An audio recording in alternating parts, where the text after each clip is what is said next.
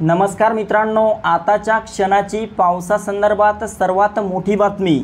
6 जून ते 9 जून दरम्यान महाराष्ट्रातील काही भागांमध्ये मोठा वादळी वाऱ्यासह पाऊस होणार आहे।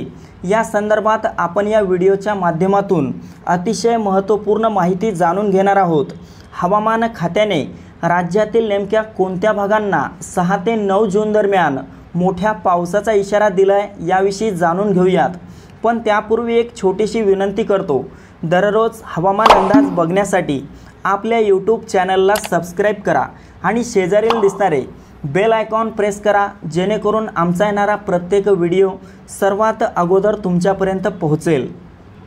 मित्रांनो, सुरुवातीला 6 जूनचा अंदाज पाहिला असता आपण या ठिकाणी पाहू शकता 6 तारखेला संपूर्ण कोकणामध्ये मुंबई, ठाणे, पालघर, रत्नागिरी, रायगड, सिंधुदुर्ग, राजापूर, सावंतवाडी, कल्याण, डोंबिवली, वसई विरार आणि कोकण पट्ट्यातील इतरही भागांमध्ये मोठा मुसळधार स्वरूपाचा पाऊस होईल।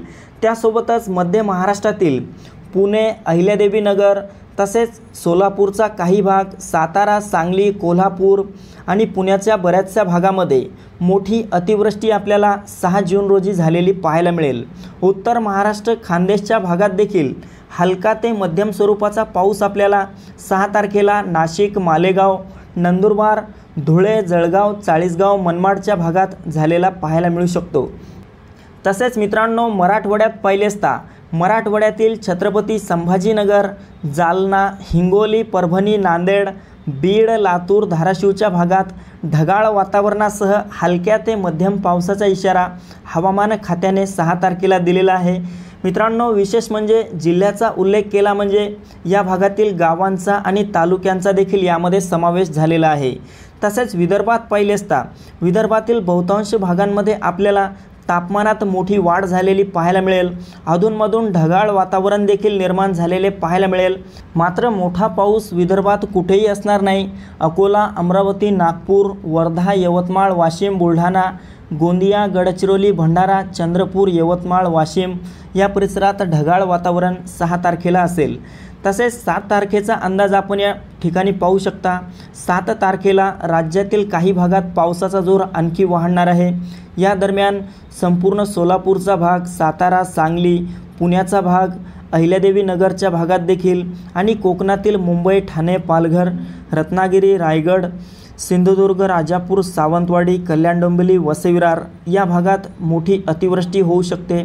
उत्तर महाराष्ट्र, खानदेशच्या भागात देखील हलका ते मध्यम स्वरूपाचा पाऊस 7 तारखेला झालेला पाहायला मिळेल।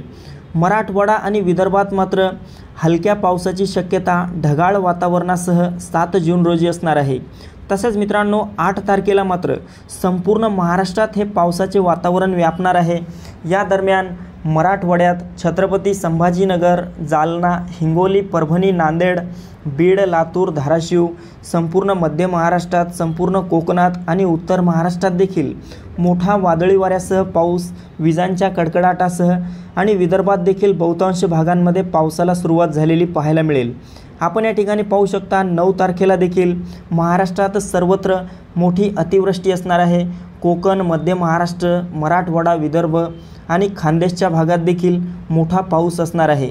मित्रांनो, एकंदरीतच पाहायचे झाले तर आज आणि उद्या राज्यात काही भागात ढगाळ वातावरण, तर काही भागात हलका ते मध्यम पाऊस होईल, तर काही भागात तापमान देखील वाढलेले पाहायला मिळेल। मात्र 7 जून नंतर संपूर्ण महाराष्ट्रात मोठ्या पावसाची शक्यता असणार आहे। तर मित्रांनो, ही होती हवामानाची छोटीशी अपडेट। आपल्यासोबतच इतरांना पण शेअर करा। व्हिडिओ आवडला असेल तर व्हिडिओला लाईक करायला विसरू नका आणि याबाबतीत आपला काही प्रश्न असेल तर कमेंट बॉक्समध्ये नक्की कळवा। धन्यवाद।